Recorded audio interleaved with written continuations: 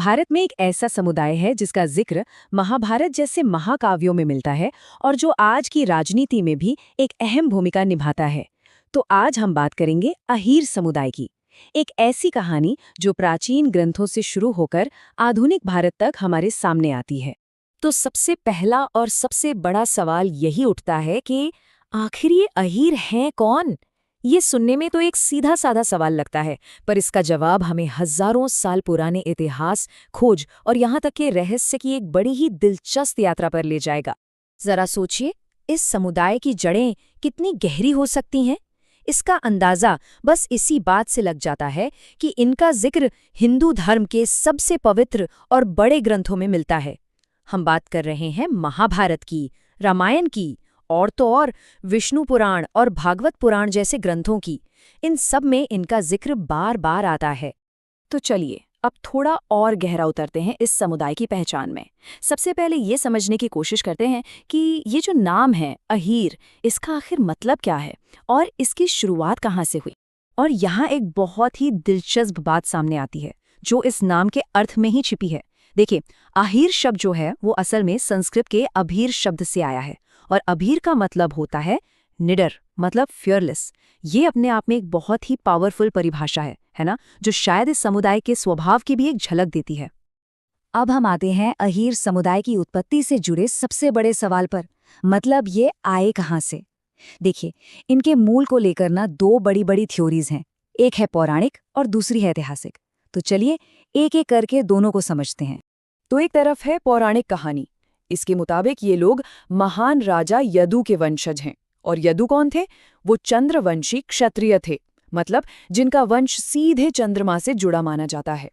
और दूसरी तरफ है ऐतिहासिक सबूत, जो हमें बताते हैं कि ये प्राचीन अभीर जनजाति के वंशज हैं। तो मतलब एक तरफ माइथोलॉजी है और दूसरी तरफ हिस्ट्री। लेकिन एक बात तो साफ है, दोनों ही थियोरीज इनकी बहुत बहुत गहरी जड़ों की तरफ इशारा करती हैं। तो ये तो हुई इतिहास की बात। चलिए अब प्राचीन काल से निकलकर आज के भारत में आते हैं और देखते हैं कि आज इस समुदाय की क्या पहचान है और देश के अलग अलग हिस्सों में इन्हें किन किन नामों से जाना जाता है। अब यहाँ एक बात समझना बहुत ज़रूरी है।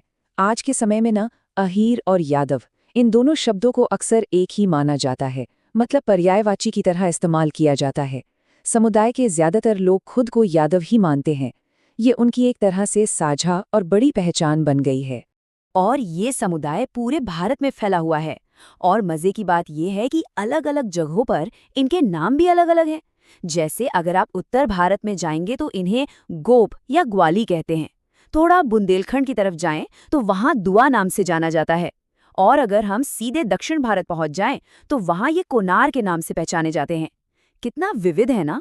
अगर हम आज की सामाजिक व्यवस्था की बात करें तो भारत की आरक्षण प्रणाली में अहीर समुदाय को अन्य पिछड़ा वर्ग यानी ओबीसी कैटेगरी में रखा गया है।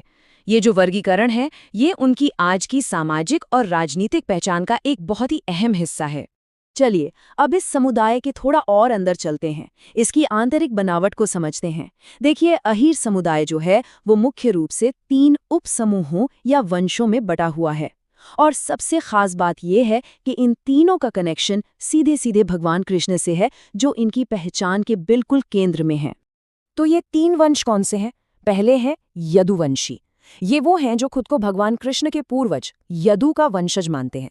दूसरे हैं नंदवंशी। ये खुद को कृष्ण के पालक पिता यानी नंद बाबा का वंशज मानते हैं। और तीसरे हैं ग्वालवंशी।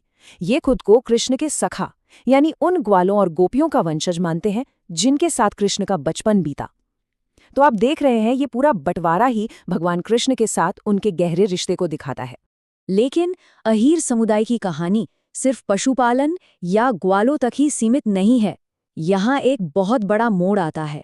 समय के साथ साथ इन्होंने अपनी भूमिका को पूरी तरह बदल दिया और शासक बनकर उभरे। उन्होंने एक बहुत बड़ी और महत्वपूर्ण विरासत छोड़ी है। ये कोई छोटा मोटा बदलाव नहीं था, बल्कि एक असाधारण सामाजिक परिवर्तन था। और इतिहास में इसके कई जबरदस्त उदाहरण मिलते हैं।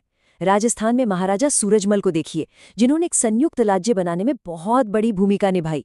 या फिर गुजरात की बात करें, जहां अहीर समुदाय ने हलार नाम का एक बड़ा और अहम राज्य स्थापित किया।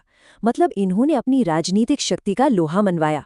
और ये कोई इत्तेफाक नहीं था, ये उनकी सैन्य कुशलता और संगठन बनाने की काबिलियत का नतीजा था। सोचिए, पशुपालकों से शासक बनने तक का सफर, ये उनके सामाजिक विकास का कितना बड़ा प्रतीक है। तो इतिहास से एक बार फिर लौटते हैं आज के दौर में। सवाल ये है कि आज का अहीर समुदाय अपनी इतनी पुरानी विरासत और मॉडर्न जिंदगी के बीच तालमेल कैसे बिठा रहा है। और देखिए, आज भी ये समुदाय अपनी शानदार सांस्कृतिक परंपराओं को बड़े गर्व से संजोए हुए हैं। उनके जो पारंपरिक कपड़े हैं, उनके लोकगीत, उनके नृत्य, ये सब आज भी उनकी पहचान का एक बहुत ज़रूरी हिस्सा हैं और वो इसका दिल से सम्मान करते हैं। ये जो बात कही गई है, ये इस समुदाय की स्पिरिट को बहुत अच्छे से पकड़ती है। इसमें कहा गया है कि वो बदलाव के एक दौर से गुजर रहे हैं और समय के साथ अपनी जिंदगी और अपनी संस्कृति को बदल भी रहे हैं। इसका मतलब क्या है?